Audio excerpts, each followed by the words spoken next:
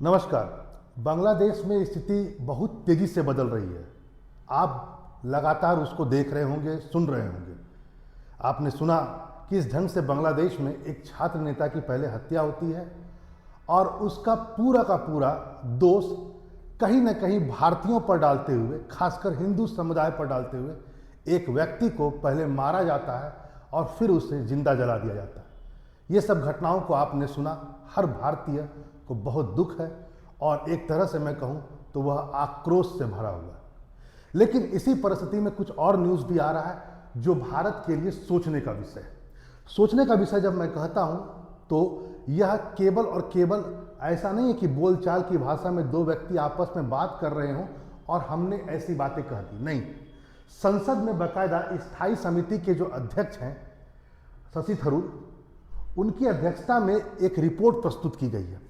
Report में जो बात कही गई है बहुत ज़बरदस्त ढंग से भारत के लिए सोचने का विषय है। रिपोर्ट में कहा गया है कि 1971 से ज़्यादा स्थिति अभी की गंभीर है, क्योंकि 1971 की जो चुनौती थी वह था अस्तित्व और मानवीय संकट का। किसके लिए? बांग्लादेशियों के लिए, उनके अस्तित्व के लिए, उनके लिए मानवीय संकट था। लेकिन भारत के समक्ष आज 71 से बड़ी चुनौती, और यह चुनौती को यदि ज़्यादा कोई बड़ा कर रहा है, या मैं कहूँ यदि चुनौती के बारे में बात की गई कि उस समय से बड़ी चुनौती है, तो उसके पीछे क्या कारण हो सकता है? सिर्फ ये कारण कि बांग्लादेश में भारत का विरोध बढ़ रहा है? क्या ये कारण कि वहाँ पर हिंदुओं पर अत्याचार हो रहे हैं, उनको मारा जा रहा है? सर, चुनौती इसलिए भी बहुत ज़्यादा गंभीर है जब आप ये सुनिएगा कि चीन और पाकिस्तान जैसे आपके परंपरागत दुश्मन देश वहाँ पर अपनी उपस्थिति को बढ़ा रहे हैं। पाकिस्तान यदि बढ़ाता है तो उससे बहुत ज़्यादा भारत को सोचना नहीं है, क्योंकि भारत जानता है उसका फायर पावर कितना है, मिलिट्री पावर कितना है। तुम क्या कर पाओगे जब तुम अपनी सीमा को सुरक्षित नहीं रख पाते हो? ऑपरेशन सिंदूर में बाकायदा हम लोगों ने देख लिया। तो पाकिस्तान केवल वहाँ पर रेडिकलाइज कर सकता है चीज़ों को, भारत का विरोध बढ़ा सकता है। लेकिन चीन यदि वहाँ पर तेज़ी से बढ़ रहा है तो ये भारत के लिए सोचने का विषय है। उस परिस्थिति में जब पूरा का पूरा बांग्लादेश मानो आज के तारीख में भारत के विरोध में आ गया। क्या कर रहा है चीन, जरा समझिए इस बात को, कैसे चीज़ों को और रेडिकलाइज कर रहा है, जरा समझिए। एक जगह है, रंगपुर डिवीज़न में पड़ता है जगह, लाल मुनीरहाट एयरबेस। माना जाता है कि भारत की सीमा से मात्र 15 किलोमीटर की दूरी पर है। सिल्लीगुड़ी कॉरिडोर पर एकदम है। सिल्लीगुड़ी कॉरिडोर आप जान रहे हैं, मैं फिगर में आपको बता दूंगा। और यहीं पर वह एक बहुत तगड़ा एयरबेस बना रहा है बांग्लादेश के साथ मिलकर के। एमओयू पर साइन हो गया है, ऐसा समिति में कहा गया है। दूसरा क्या कहा गया, जरा समझिए। दूसरा कहा गया है कि पेकुआ पनडुब्बी बेस मंगला के पास में है। मंगला कहाँ पर है हम बताएंगे आपको, दिखाएंगे आपको सब कुछ। यहाँ पर वह पनडुब्बी का बेस बना रहा है। पनडुब्बी का बेस मतलब कि जहाँ पर पनडुब्बियाँ रह सके। आपको पता है कि बांग्लादेश के पास में अभी ले दे करके 2 पनडुब्बियाँ हैं, जरा समझिए इस बात को। और चीन का पूरा प्रयास है कि पेकुआ में सबमरीन जो बेस बनाया जाएगा वहाँ पर 8 तक पनडुब्बी जहाज को वो संभाल सकता है। इसका मतलब हो गया कि 2 से लेकर के इसमें 6 और ऐड करेगा चाइना पनडुब्बी को, और कुल मिलाकर 8 हो जाएगा। यह पूरे इस क्षेत्र के संतुलन के लिए बहुत अच्छा नहीं है। जिस ढंग से ये करीब मोंगला बंदरगाह इसका विस्तार कर रहा है, और सबसे बड़ी बात लाल मुनीरहाट एयरबेस, इसको वह बहुत तेजी से आगे बढ़ा रहा है और इस पर काम कर रहा है, जो भारत की सुरक्षा चिंता को बढ़ा रहा है। यदि फिगर में आप आएंगे जरा देखिए रंगपुर में ही यहीं पर लाल मुनीरहाट है। अब देखिए यहाँ से ये आप भारत देख रहे होंगे, यहाँ पर है, और यही ऊपर में चिकन नेक है, ठीक है, इसके ऊपर में यहीं पर है बेस। अब यदि यहाँ पर एयरबेस होगा तो यहाँ पर चीन आ गया। अब आप सोच लीजिए कि यहाँ पर कितना खतरा हो सकता है।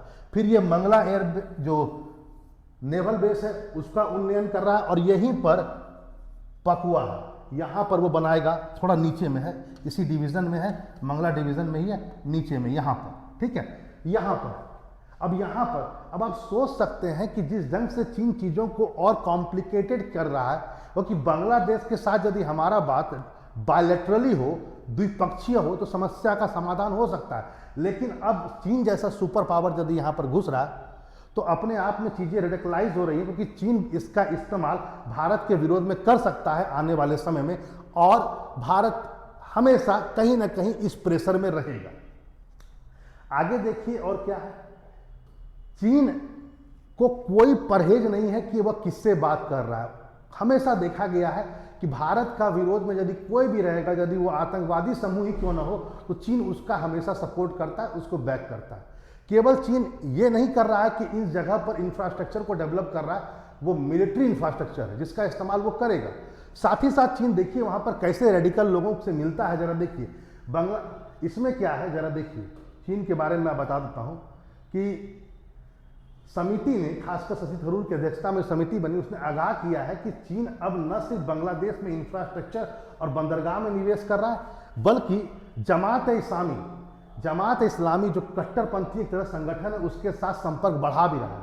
पहले यह एक तरह से कहा जाए जो प्रतिबंधित संगठन है, जो पहले इसको शेख हसीना के पीरियड में इसको प्रतिबंधित कर दिया गया था, इस संगठन के लोग अभी हाल ही में चाइना से घूम घाम के आए हैं।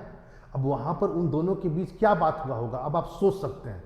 तो इस ढंग से केवल आप ये नहीं समझें कि बांग्लादेश में जो भी कुछ हो रहा है, रेडिकलाइजेशन हो रहा है, उसमें बांग्लादेश का योगदान है और पाकिस्तान है, ये तो सबको पता है। लेकिन अब वहाँ पर चाइना भी है, और चाइना भी उन समूहों से मिल रहा है जो कट्टरवादी हैं।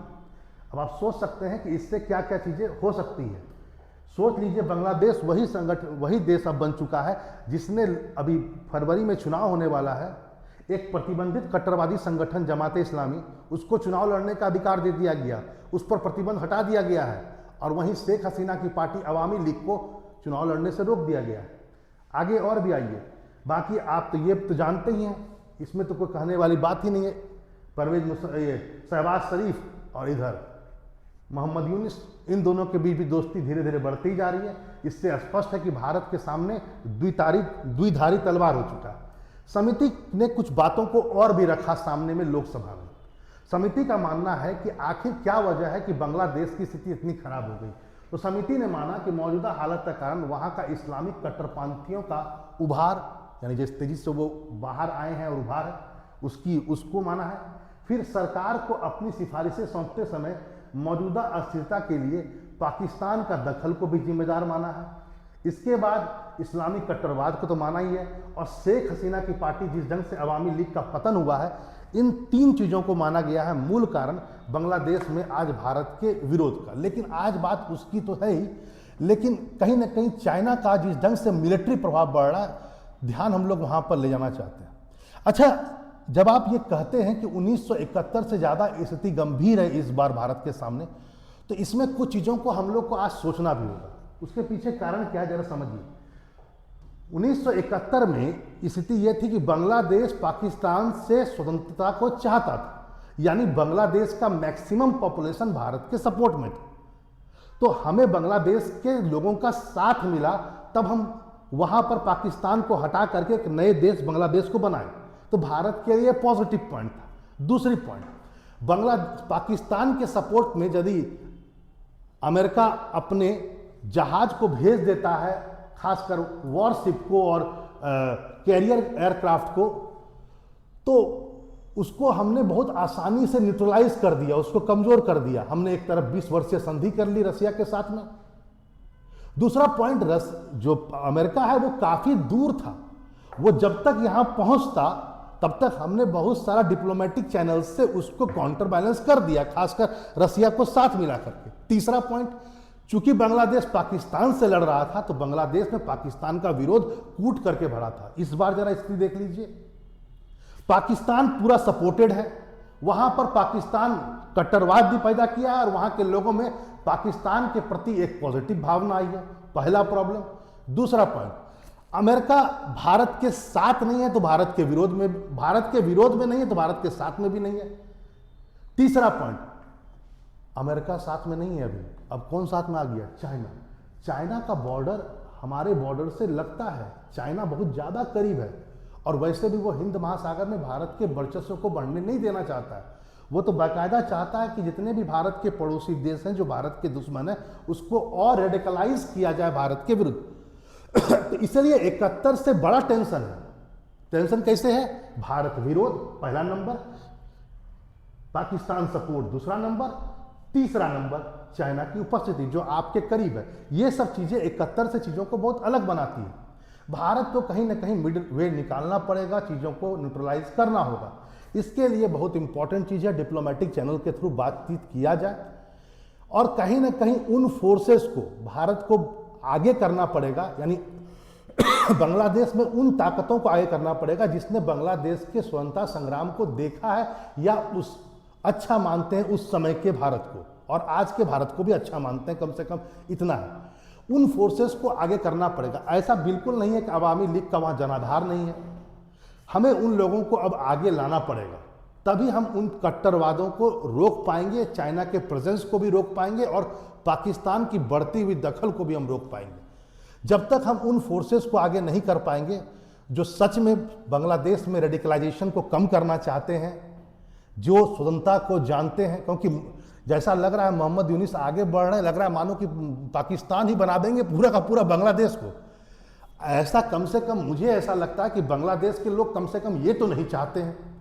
तो भारत के लिए बहुत जरूरी है, आपको पता है कि भारत ने भी हाल ही में बांग्लादेश में इन सब घटनाओं के बाद, जिस ढंग से ये सब घटनाएं बढ़ी हैं, बांग्लादेश में अपना वीज़ा सेंटर को बंद कर दिया। बहुत पहले बंद कर देना चाहिए था, कोई ज़रूरत नहीं है। और दूसरा पॉइंट है, भारत को अब उन फोर्सेस को आगे करना पड़ेगा, बांग्लादेश के लोगों को आगे करना पड़ेगा उनसे लड़ने के लिए जो वहाँ रेडिकल फैला रहे हैं, क्योंकि हम जा करके वहाँ हर चीज़ नहीं कर सकता। एक सरकार यदि सीधा इंटरवीन करेगी तो उसका कहा जाएगा कि युद्ध कर रही है, इसलिए सरकार नहीं बढ़ सकती। हमें डिप्लोमेटिक चैनल्स और अन्य चैनल्स के थ्रू ये सब काम को करना पड़ेगा।